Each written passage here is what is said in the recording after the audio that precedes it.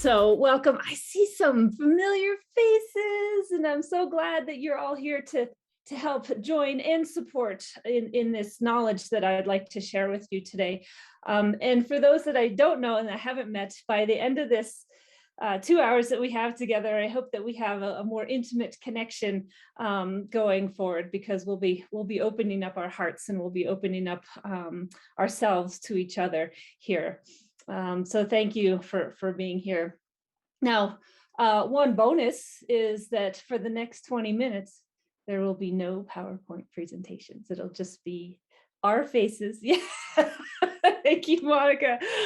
So this is a big experiment for me as well. So, I recently had the opportunity to do a textbook art launch, and we know that isn't always the case, but for this particular client, we went through the classic SAFe implementation roadmap steps of assessing, understanding the problem that we're trying to solve, arriving at that tipping point, training the leaders and the change agents, and forming the lace, and planning the art launch, and training everyone, and then launching that train.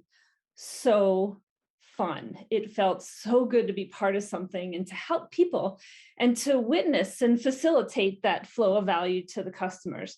Now, there were many moments that I remember from this engagement. And the one that I reflected on the most was during a coaching session with the RTE. And I would always start off our coaching syncs with a simple question: what concerns you? And one day she replied, well, Jennifer, everyone's on board with the knowledge. It's logical, it makes sense, it's perfect fit for purpose, but my concerns are not with SAFe. My concerns are with the people. Why are the people so difficult? And how can I be better at dealing with them? Now, this got that little movie reel in my head going, and my sarcastic self, which I know intimately, says, well, because change is hard, and humans don't wake up in the morning every day and say, today I'm going to change. But I didn't say that. I showed up with some self-regulation and some empathy, and I said something like, well, this is what we as RTEs and leaders do. We facilitate human change. And SAFe is not only an amazing knowledge base for business agility, but it's the instigator for change, and it's the why. And who instigates that change? We do, with humans. And the emotional reaction that most humans have is they're going to resist change. So if her problem to be solved was the people, then what are our tools? We know the why and we know the what, but how do we deal with fear and the human aspect of change and change management? Well, it starts with two very personal emotional competencies: self-awareness and self-regulation.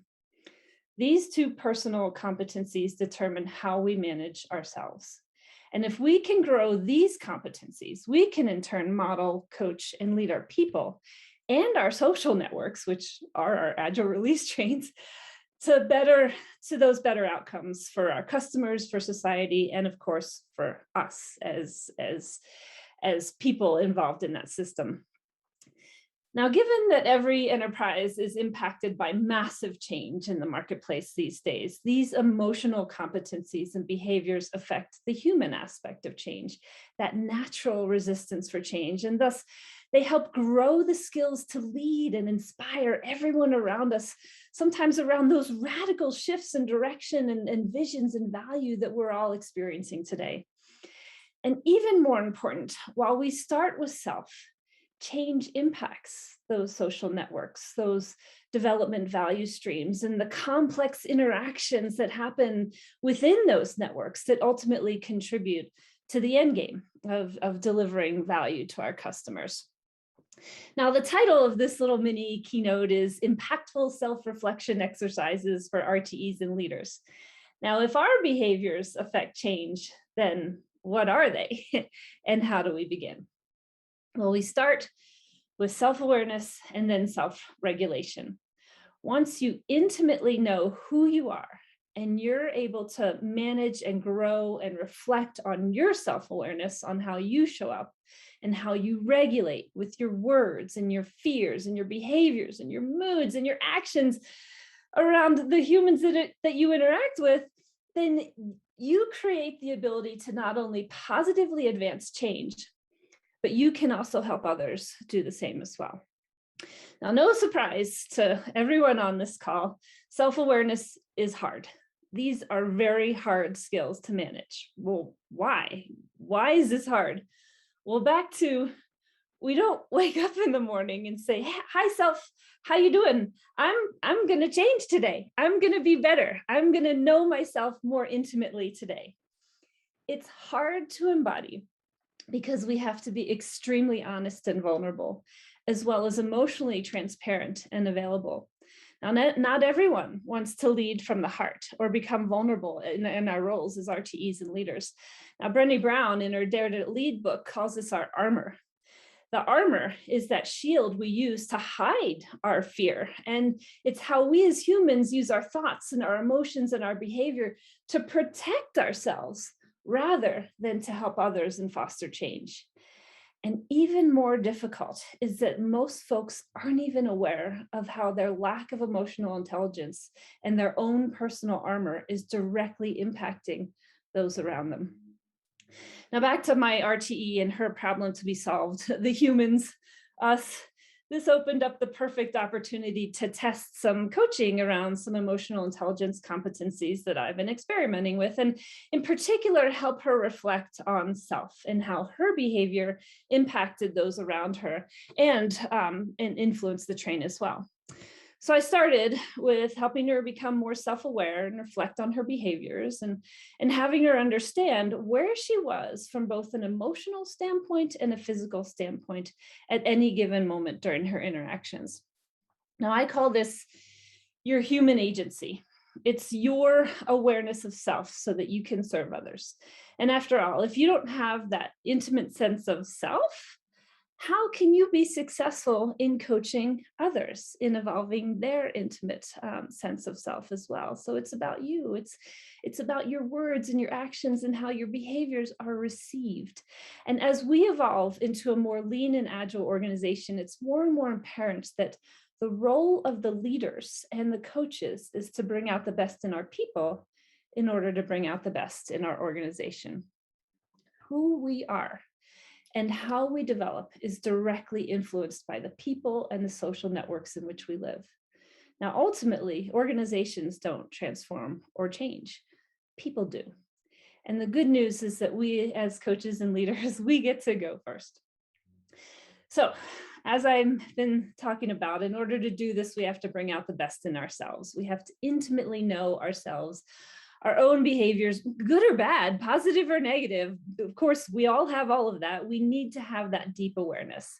And once we have that agency within ourselves, we open up the doors in our aperture to be able to help others in our most authentic fashion. Now, you're probably asking, Jennifer, how did you do this? And how do we do this? Well, I'll give you a couple techniques and we're going to experiment with them in our little workshop afterwards. One technique I use is called the red zone, blue zone method. And this is from Joe Drakowski's and Jim Osterhaus's book, Turning Conflict into Opportunity. Now, this method asks the person to stop, to call a timeout, to take a deep breath, remove yourself from the situation, or do whatever it takes to recalibrate. Now, obviously, this has to happen in a private environment. It could either happen on a break or a natural pause in the event that's happening. The more real time you can make this, the better chance you have at recognizing what's happening within yourself. Now, the next step would be to locate yourself and your emotions at that moment. Are you in the red zone of being focused on self, being closed off and defensive with that armor up, opinionated? Or are you in the blue zone? When I think of blue zone, I think of Costa Rica. Are you in the blue zone of being open-minded and curious and listening and showing up with humility? Reflect, ground, and learn from those moments. They create that foundation for self-awareness that can help you so that you can then be self-aware around those emotions. Now, you may have different scenario from my RTE. She was very open to coaching and very open to feedback, but you might have someone who's not self-aware or who doesn't use self-regulation or self-reflection. Now, for this scenario, I like to use a technique called the mirror in the window. And you've probably encountered this in your work or your personal relationships. The mantra is always pick up the mirror before peering out the window. In other words, the problem isn't always out there. The problem could be within here. Now, in this scenario, you as a leader could perhaps model some vulnerability and authenticity by saying something like, hey, Joe, I know we're in an emotionally challenged situation, but I've never been in a situation like this where I didn't personally contribute to some of the problems that we're seeing here. It's easy to look out the window and say the problems are out there. Perhaps we can reflect on this situation and recognize how we're part of the system that's creating that problem. The reflection being that mirror. Now, you might get all kinds of resistance here, denial, comparison, blame. This creates an opportunity to continue to reflect and unpeel that behavior until it becomes recognized and that person begins their own self-awareness journey. Now, don't expect immediate results. Just like changing our organization takes time, coaching a change in someone's behavior takes time and persistence as well. Now, one signal that folks, including you, are advancing their personal emotional intelligence competencies is when they genuinely ask for and are open for feedback. Now, let's connect some of this work with some of the experiences that you may have had. We've all had that colleague that walks into a room or a meeting with their own agenda. And because of that agenda and the lack of emotional intelligence represented from that agenda, everyone in the room or that meeting suffers. It's like the air gets sucked out of the room. Either the agenda changes to that person's agenda, or they bully their way without respecting or hearing or opening up to all the diverse views in the room and the other perspectives. Now, this leaves the people in the room feeling lost and neglected and disrespected and not heard. And even more so, the feeling that our precious time had been wasted. Now, this reminds me of the third yama in the sutras of yoga. It's called asteya. It's a Sanskrit word called asteya. The literal translation is non-stealing, but it means so much more than that. The need to steal essentially arises from the lack of faith in ourselves, or that self-awareness to be able to create what we need within ourselves. Now, the moment we feel that sense of lack in life, the desire and the want and the greed arises, and we begin to look for something to fill that empty sensation and often feel as though everyone else has that and we want it. And perhaps that's what was happening in that room. Okay, here's another scenario. How about PI planning, where that single business owner or stakeholder didn't accept the plan? We've had this happen before, and the stakeholder starts by saying things like, hey, it looks like these features are just landing right outside the PI boundary. Can't you just pull them in? And we feel the frustration in the room from the folks, that lack of sense of trust. I see some heads nodding, yeah.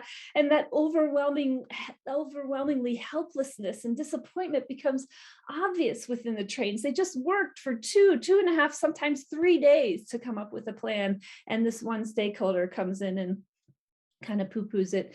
So in this scenario, how many of you as RTEs have had the courage to call it and say, okay, business owners, you're not accepting the plan. Business owners, I need you over here. Teams, continue to plan and renegotiate scope where you can. We'll come back together in the morning.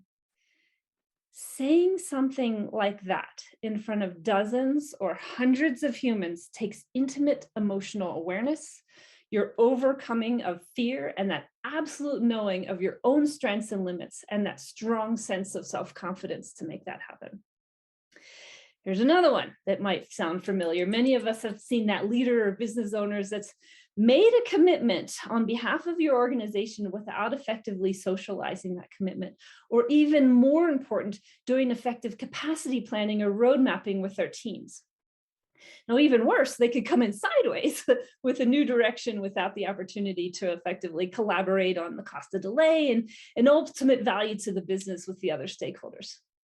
Now, this creates that top-down pathological or bureaucratic leadership model that makes the people who are creating and developing that value feel like it's a no-win situation. They have no control over their destiny, and it's a lost cause.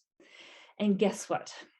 Most of those initiatives either tend to fail or they miss the mark from a customer perspective because of that whiplash. Employee motivation gets low and it creates waste in the system because people tend to complain, they gossip, they commiserate with each other, and the goal becomes uninspiring and disconnected with the values of our social networks. This is a disaster waiting to happen. Think about the personal self-awareness and self-regulation coaching tools you'd use to get that social network out of that disaster. And this last one might be a little strong, but I know we've all felt this one as well. It's that jerk at work scenario, where we might have a person that actually embodies emotional intelligence, but they use it to manipulate or bully or persuade others to their opinions and their values. Now, some of the behaviors that you might see here could be unwillingness to collaborate or share or listen, consistently showing up late for stand-ups or meetings, goofing off when other people are focused on, that value delivery and collaboration, perhaps disrupting flow by making inappropriate jokes or comments, and unwillingness to learn and adapt. That's a big one. Unwillingness to change, or a lack of transparency on how they're actually contributing to the value that we're trying to deliver. Now, this can be extremely disruptive to any transformation and calls for deep coaching. A lot of it calls for that mirror and window activity. It's extremely delicate, and it requires a lot of self-control from you and that self-regulation and your ability to maintain the honesty and integrity, as well as your own conscientiousness and ensuring and knowing that you're part of that system as well. Now, that RTE that I started with, she's now responsible for mentoring and growing other RTEs. And she's constantly reflecting on becoming more self-aware, looking for tools and techniques to motivate and grow others and foster positive change. This, in essence, is what we do.